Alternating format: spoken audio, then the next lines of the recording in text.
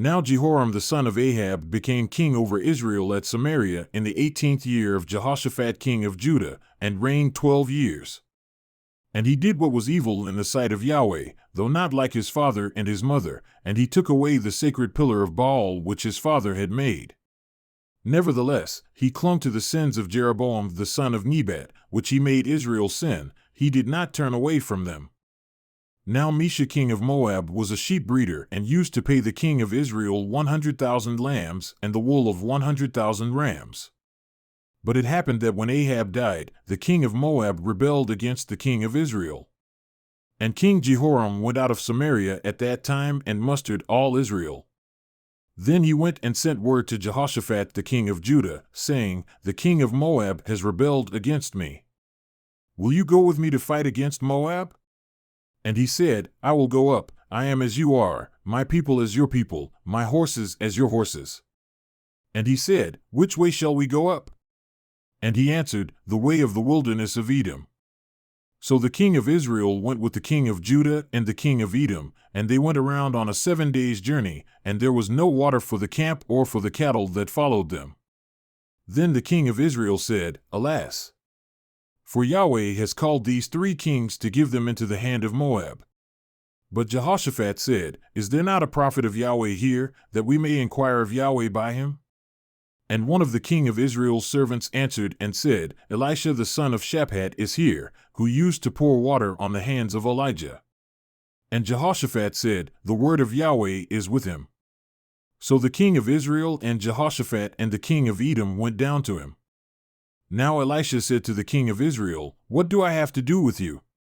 Go to the prophets of your father and to the prophets of your mother." And the king of Israel said to him, "No, for Yahweh has called these 3 kings together to give them into the hand of Moab."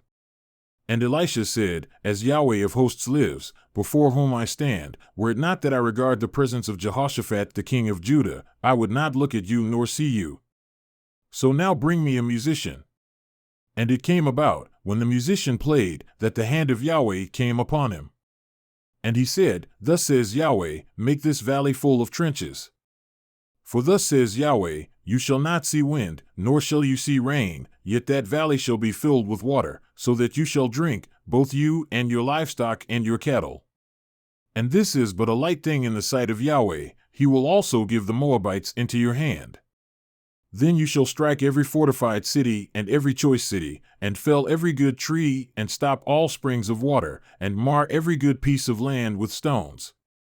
Then it happened in the morning about the time of offering the sacrifice, that behold, water came by the way of Edom, and the country was filled with water. Now all the Moabites heard that the kings had come up to fight against them. And they summoned all who were able to put on armor and older, and they stood on the border. Then they rose early in the morning, and the sun shone on the water, and the Moabites saw the water opposite them as red as blood. Then they said, "This is blood, the kings have surely fought together, and they have struck down one another. So now, Moab, to the spoil." So they came to the camp of Israel. And the Israelites arose and struck the Moabites. So they fled before them, and they went forward into the land, striking down the Moabites. Thus they tore down the cities, and each one threw a stone on every piece of good land, and filled it. And they stopped all the springs of water, and felled all the good trees, until in Kir-Hareseth they let its stones remain. However, the slingers went about it and struck it. Then the king of Moab saw that the battle was too strong for him, so he took with him 700 men who drew swords, to break through to the king of Edom, but they could not. So he took his oldest son, who was to reign in his place, and offered him as a burnt offering on the wall.